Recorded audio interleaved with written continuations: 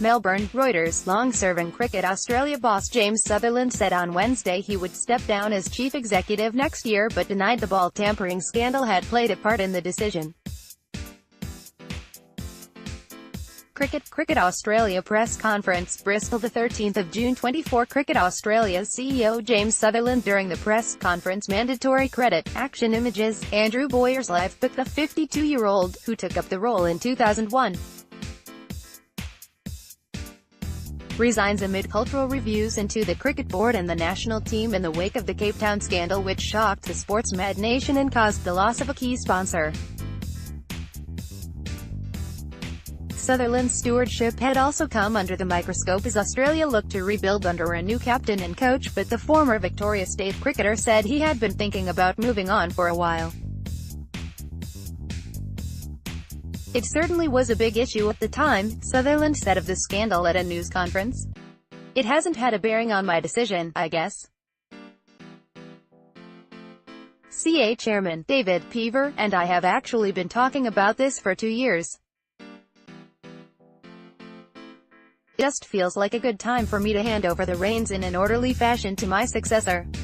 Speaking at Melbourne's Junction Oval, where he made his first-class debut for Victoria in 1991, Sutherland said he would remain in place during a 12-month handover as CA looks for his successor.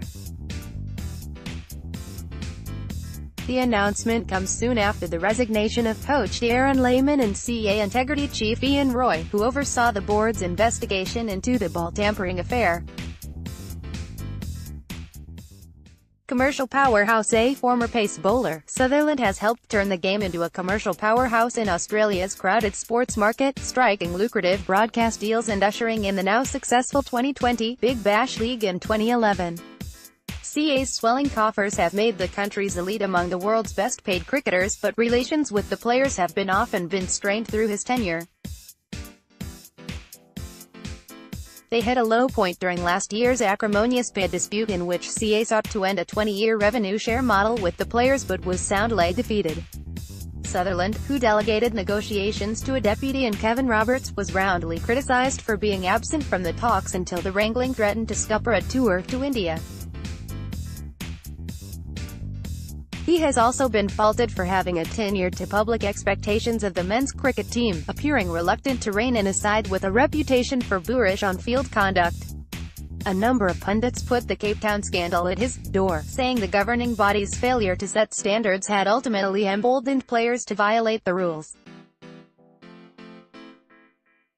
Sutherland and Chairman Pever said the change was more a matter of timing. However, with a new 6-year broadcast deal worth $1.2 billion ($935 million) agreed in April and work on the ICC's Future Tours program all but put to bed.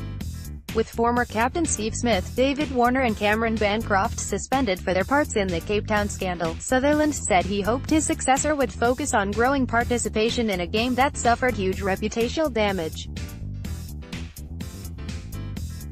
It's my underlying belief, the most important thing we do as sports administrators is inspire the next generation to love cricket. Boys and girls. It's all about that, he said. And whilst that doesn't necessarily get the publicity that it deserves, the facts of the matter are that kids today, the primary school kids today, boys and girls, are not getting bats and balls in their hands. Reporting by Ian Ransom, editing by Rory Carroll and Nick Mulvaney. Your standards. The Thomson Reuters Trust Principles.